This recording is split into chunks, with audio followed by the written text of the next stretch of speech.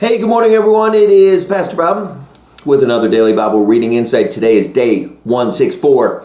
As you can see, I have a brand new Daily Bible Reading Insight studio. Got kicked out of my office downstairs. We made room for my mama, who's going to come and live with us for a couple of weeks as she gets stronger, and so the pastor got booted upstairs. But I'm kind of liking my new digs. We're going to get a lot of stuff done here. Thank you for the continued prayers for my mother. Daily Bible reading today. We're in the book of Ezra. Turn that phone off. Ezra 3 through 5 and John 20. We read in Ezra 3:3, even though the people were afraid of the local residents, they rebuilt the altar at its old site. So we really haven't talked about what Ezra is about. The Israelites are exiled to Babylon. Babylon gets conquered by the Persians, and the leader of the Persians, a man named Cyrus the Persian, allows them to go back. And so they go back to Jerusalem and start rebuilding. There's people living there, though, so there is some hostility. There is a little bit of turbulence, if you will, some confrontation. They were afraid, but they did it anyways, showing great courage. That's good for us. Sometimes our greatest gifts in life lie on the other side of fear. Jumping down to Ezra 3:12. So they build the foundation for this temple.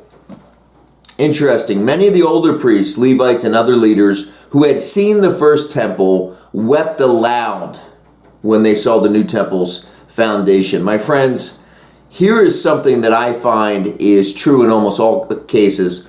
Unrealistic expectations will get you killed.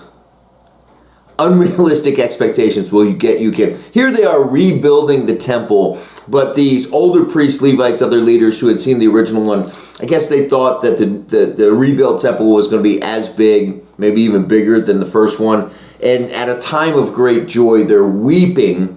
Let us not let that happen to us. Okay. Jumping down to John 20. Jesus is resurrected. He leaves the tomb. The women early the next morning go to the tomb and he's not there. Two disciples run to the tomb. And here, let me pick up in my NIV. Let's see.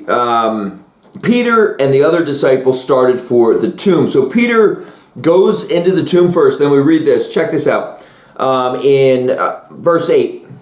John 20, verse 8. Finally, the other disciple who had reached the tomb first also went inside. He saw and believed. My friends, let me tell you this. This is the message for today. Things look different from inside the tomb.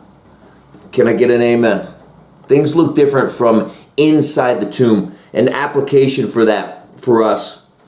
Going inside the tomb represents full commitment to whatever task that we are trying to accomplish. It represents full submission to God's will in our lives. It represents dying, going into the tomb ourselves, giving up our lives. God, I am all in. I'm done resisting. I'm done holding on to what my pride and will wants. I'm done with all of that. I am in. Things look different inside the tomb.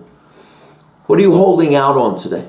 What needs to die in your life so something else may be born, so new life can start? If you don't know what it is, all right, spend some time in prayer. Ask God, what would you have me let go of? That something new may be born in my life. It may surprise you, but it might be glorious as well. Pastor Bob coming from the new Daily Bible Reading Insight studio upstairs. Thank you for joining me. It is a joy to share this with you each day. We'll see you tomorrow.